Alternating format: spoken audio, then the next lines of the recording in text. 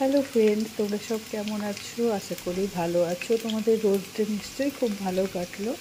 তো দেখো বন্ধুরা, আজকে আমি চিকেন রান্না করব। তো আলু তো ভাজতে দিয়েই দিয়েছি।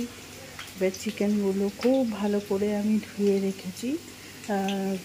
তো আলুগুলো ভাজা হতে হতে এদিকে আমি এদিকে আদা রসুন এগুলো সব একটু ঘষে নেব।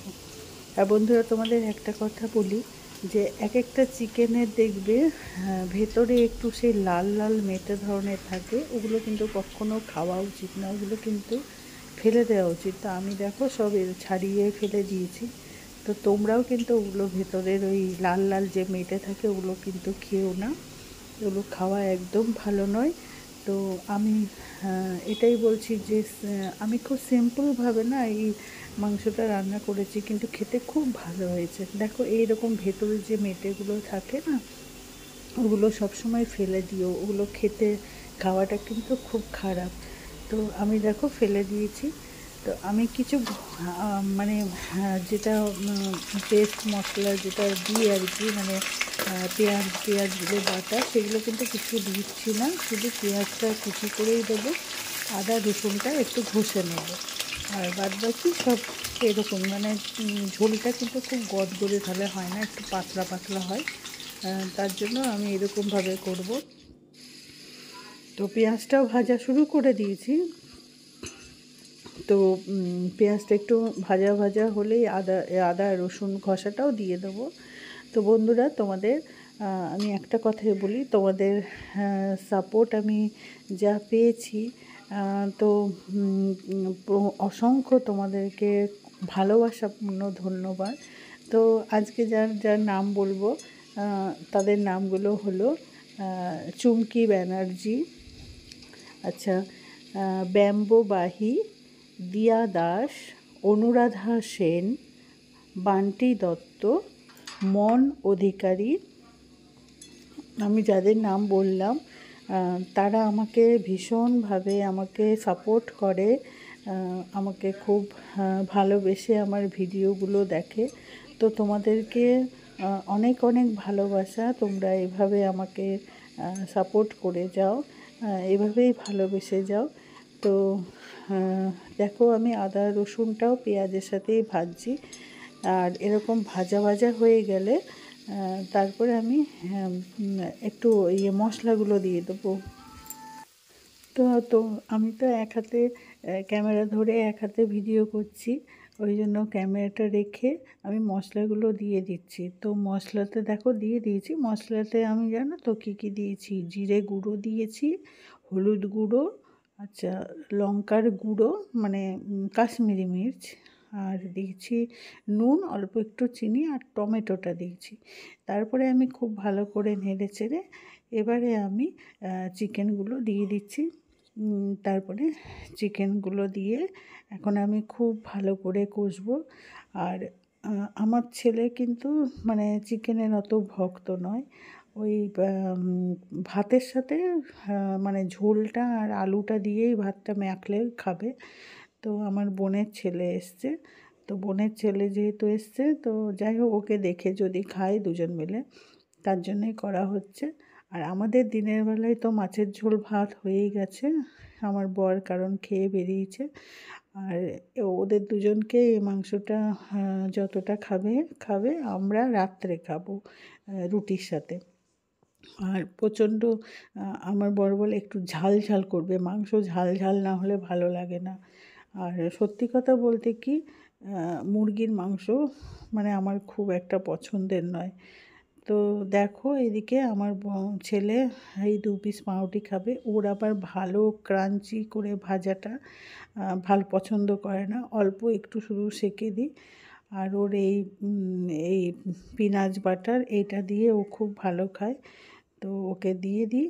আর এদিকে আমি এটা কষতেই থাকছি। বেশ অনেক টাইম ধরে এটা আমি কষে কষে তারপর আমি জল দিয়েছি, কারণ কষাটা যত হয় ততই দেখবে মাংসর টেস্ট ভালো হয়। তো যেটা বলছিলাম, মুরগির মাংস আমার খুব একটা পছন্দ না, আমার কিন্তু মাটন খাসির মাংসই আমার কিন্তু পছন্দ।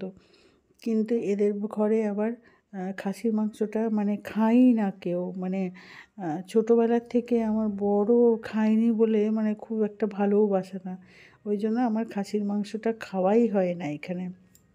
তো ছেলেকেও আমি পাউরুটিটা দিয়ে দিয়েছি আর একটা মিষ্টি দিয়ে দিয়েছি। দেখ কতটা প্রলেপ করে লাগাতে হয়, নাহলে বলে কি দাওনি তুমি আমাকে। তো মাংসটা ওইদিকে আমার কষানো প্রায় কমপ্লিট হয়ে গেছে। তো এবারে আমি এরকম অনেকক্ষণ ধরে কষিয়ে আলুগুলো দেখলে তো দিয়ে দিয়েছিলাম, বেশ কষিয়ে তারপর আমি জল দিয়ে দিয়েছিলাম।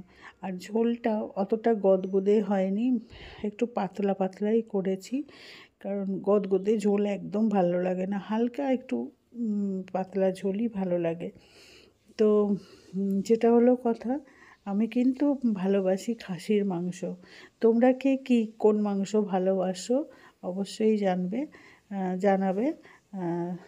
মুরগিটা কি কোনো মাংস হলো বলো? মুরগিটা তো একটা পাখি জাতীয় জিনিস।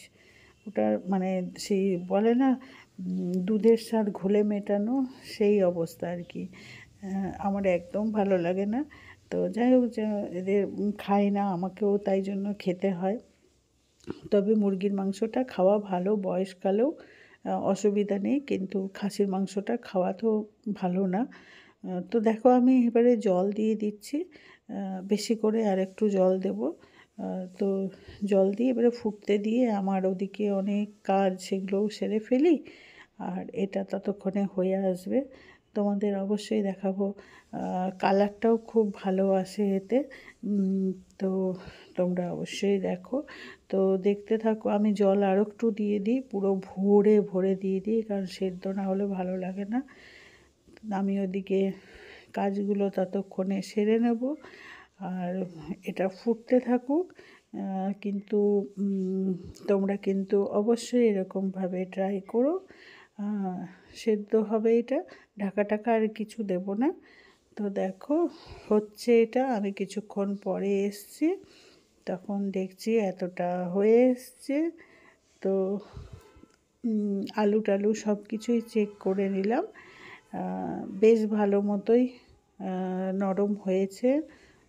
দেখে নিচ্ছি আমি সবগুলোই ভালো মতোই ঠিক আছে, সেদ্ধ টেদ্ধ হয়েছে। আর বেশিক্ষণ ফোটাবো না। এবারে আমি গ্যাসটা অফ করে দেবো, একটু ঝোল থাক, কারণ খাবার সময় আবার যখন গরম করব তখন তো ধরো আর একটু মানে জল টেনে নেবে, ওই জন্য গ্যাসটা অফ করে দিলাম। তো দেখো কি সুন্দর কালারটাও এসেছে। হ্যাঁ, আর বেশ ভালোই খাওয়া হবে ওদের। আর এদিকে আমার একটু বেসিনটাও এর মধ্যে একটু ঘষে নিই, বেসিনটা একটু মানে ঘষে রেখে দেবো, পরে আমি এটা ক্লিন করব। এটা ডেলি একবার করে ঘষে দিলে মানে রঙটা নোংরা হয় না। তো এখন ঘষে রেখে দেবো, কারণ ওই সাইডগুলো খুব লালচে লালচে হয়ে গেছে, খারাপ লাগছে দেখতে, তাই ভাবলাম আজকে এটা পরিষ্কার করে নিই। তো যাই হোক, ভিডিওটা তোমাদের যদি ভালো লাগে আমাকে সাথে দিও, সবাই লাইক কমেন্ট করো, আর আমার পাশে এভাবেই থাকো, যাতে আমি সুন্দর সুন্দর ভিডিও বানিয়ে তোমাদের দিতে পারি। ঠিক আছে, তোমাদের দিন, ফেব্রুয়ারি মাস সব ডেগুলো যেন তোমাদের খুব ভালো কাটে, খুব আনন্দে কাটে। ঠিক আছে, তাহলে এখানে আসছি আমি। টাটা।